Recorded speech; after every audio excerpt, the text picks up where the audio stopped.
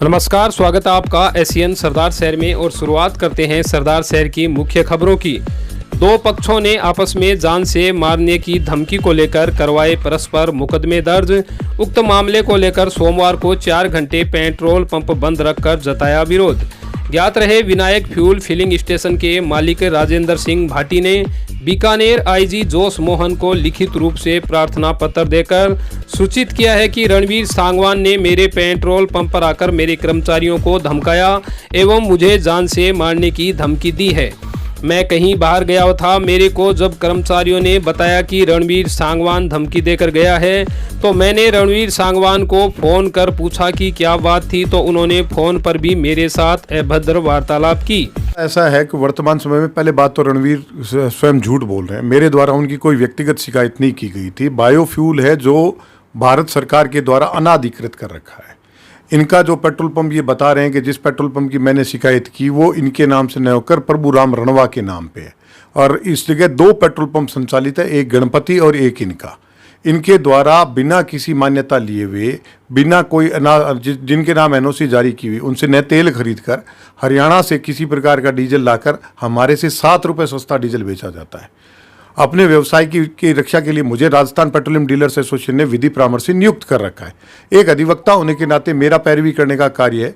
मेरे द्वारा केवल इनकी नहीं, दोनों ही पेट्रोल पंपों के लिखित रूप में शिकायत की गई कि साहब एक गणपति और एक रणवा पेट्रोल पंप है, ये अवैध डीजल बेच रहे हैं। 30 तारीख को सुबह ये मेरे पेट्रोल पंप पर 8:58 पर आते हैं और पुलिस की सारी चीज़ें इनको ज्ञात होती थी, इसलिए न तो ये हेलमेट उतारते हैं न चश्मा उतारते हैं। मेरे सेल्समैन को आके ये कहते हैं कि भाटी ने इस बार गलत नंबर डायल कर लिए, मैं उसको जान से ट्रक के नीचे देके मारूंगा या ये करूंगा। इस तरह से लगभग ये 8 मिनट तक वहाँ रुकते हैं। 1 तारीख को जब मैं आता हूँ, जो मेरे पेट्रोल पंप को देखता हूँ, तो मेरे पेट्रोल पंप के कर्मियों ने मुझे बताया कि कल रणवीर सांगवान आए थे और उन्होंने इस तरह से वार्ता की। तब मैंने इनको 12:28 पर फ़ोन किया। मैंने पूछा रणवीर जी क्या है, तो इनके द्वारा बेहद ही बदतमीज जी तरीके से, तथ्यात्मक रूप से किसी के ऊपर जो टिप्पणी नहीं करनी चाहिए उस रूप से इन्होंने एक अधिवक्ता के लिए टिप्पणी की, जान से मारने की धमकी दी गई, जबकि हम हमारा पैरवी का काम करते हैं। सर्वप्रथम ये मांग की है कि जब तक सरदार शहर जिले में, चूरू जिले में किसी भी प्रकार का अवैध डीजल का संचालन आना बंद नहीं होता है, क्योंकि ये एक चीज़ नहीं, इसको जो भी पिकअप बना रखा है वो अवैध डीजल का काम करता है। हर गाँव में आप देखेंगे तो डीजल बिकता है। रणवीर सांगवान ने भी आपके खिलाफ FIR दर्ज करवाई है कि कहा है कि आप उनके होटल पे गए थे और जान से मारने की धमकी दी है। देखिए, अधिकार किसी को भी, कोई भी किसी के ऊपर लांछन लगा सकता है। 4 तारीख की स्थिति ये है कि मैं 4 तारीख को 10:40 पे मेरे इस कार्यालय में आ गया था और 6:25 तक मैं यहाँ रहा हूँ। मैं न तो कहीं किसी जगह गया न कोई और गया। उनके पास साक्ष्य आप लीजिए। पुलिस का काम है दूध का दूध और पानी का पानी करना। मिथ्या FIR दर्ज हमेशा होती आई है, क्योंकि काउंटर के ऊपर में किसी को होती है। ये मेरे ऊपर दबाव डालने के लिए, मेरे किसी व्यक्ति विशेष पे कल हो सकता है मेरे को जातिगत रूप से भी टिप्पणी की चीज़ों की सुननी पड़ जाए। वहीं दूसरे पक्ष के रणवीर सांगवान से जब हमारे संवाददाता ने इस मामले में बातचीत की तो उन्होंने बताया कि मैं तो सिर्फ पेट्रोल पंप पर तेल डलवाने गया था एवं मैंने सिर्फ पूछा था कि भाटी जी कहाँ हैं। इसके बावजूद राजेंद्र सिंह भाटी व उसके साथ 2 अन्य व्यक्ति मेरे होटल पर आए एवं मेरे कर्मचारियों को धमकाया और कहा कि रणवीर को बाहर निकालो, हम उसे जान से मार देंगे। मैंने अपनी सुरक्षा की मांग करते हुए स्थानीय थाने में मुकदमा दर्ज करवाया है।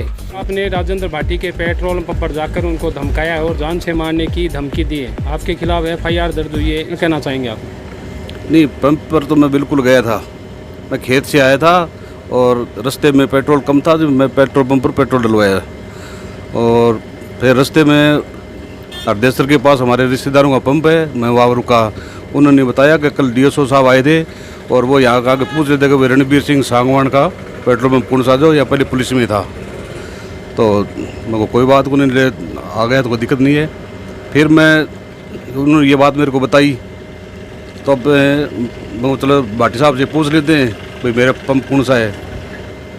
इसलिए मैं तो वहाँ पंप पेट्रोल डलवाया। उसके बाद में उनसे पूछा था भाई मेरे नाम कौन सा पेट्रोल पंप, आपने मेरी शिकायत कैसी की? आपने किसी प्रकार की अभद्र भाषा? नहीं, बिल्कुल नहीं। वैसे बनी निराधार है क्या? बिल्कुल निराधार है। बताओ ना आप। मैंने नहीं तो किसी प्रकार की, बस मैंने ये तो पूछा था कि भाटी साहब कहाँ हैं और कितनी देर में आ जाएंगे। वो बोले उनका तो आने का कोई पता नहीं है, तो मैं वहाँ से आ गया। ये FIR दर्ज करवाई है कि मुझे जान से मारने की धमकी दी गई और मेरे होटल पे कुछ लोग आए थे।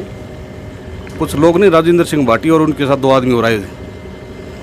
मैं वहाँ था नहीं, हमारा रिश्तेदार प्रभु राम जी रणवा वो वहाँ काउंटर पर बैठे थे, उनको धमका के गए थे, हथियार लेके आए थे, यही बात। गौरतलब है कि राजेंद्र सिंह भाटी ने मालसर व हरदेसर में बिना किसी स्वीकृति के अवैध रूप से बिक रहे खुदरा बायोफ्यूल को लेकर अधिकारियों से शिकायत की है। उसके बाद से यह सारा मामला सामने आया है। इस मामले को लेकर सोमवार को पेट्रोल पंप मालिकों ने भी अपने पेट्रोल पंप बंद रखकर अपना विरोध जताया। पुलिस ने दोनों पक्षों का मामला दर्ज करने के बाद जांच शुरू कर दी है। बढ़ते हैं अगली खबर के लिए। 20 वर्षीय युवती ने फंदे पर झूल कर की अपनी जीवन लीला समाप्त। सगाई टूटने के बाद थी डिप्रेशन में, सुसाइड नोट में मंगेतर को बताया मौत का जिम्मेदार। गौरतलब है कि स्थानीय वार्ड नंबर 13 में 20 वर्षीय युवती पूजा पुत्री मांगीलाल जांगीर द्वारा आत्महत्या करने का मामला सामने आया है। प्राप्त जानकारी के अनुसार सोमवार को दोपहर 2 बजे से 5 बजे के बीच किसी समय 20 वर्षीय पूजा जांगीर ने अपने घर की छत पर बने कमरे में पंखे से फंदा लगाकर अपनी जीवन लीला समाप्त कर ली। परिजनों ने जब 5 बजे उसे संभाला तो वह फंदे पर झूल रही थी। पिता मांगीलाल जांगीर की रिपोर्ट के बाद पुलिस मौके पर पहुंची एवं लाश को नीचे उतारा गया। पुलिस को जांच के दौरान एक सुसाइड नोट भी मिला है जिसमें गोपाल के बारे में लिखा गया है। ज्ञात रहे 1 वर्ष पूर्व उक्त मंगेतर से युवती की सगाई छूट गई थी, जिसके कारण वह पिछले कई दिनों से डिप्रेशन में बताई जा रही है। मांगीलाल ने रिपोर्ट दर्ज कराई है कि मेरी लड़की ने गोपाल से प्रताड़ित थी।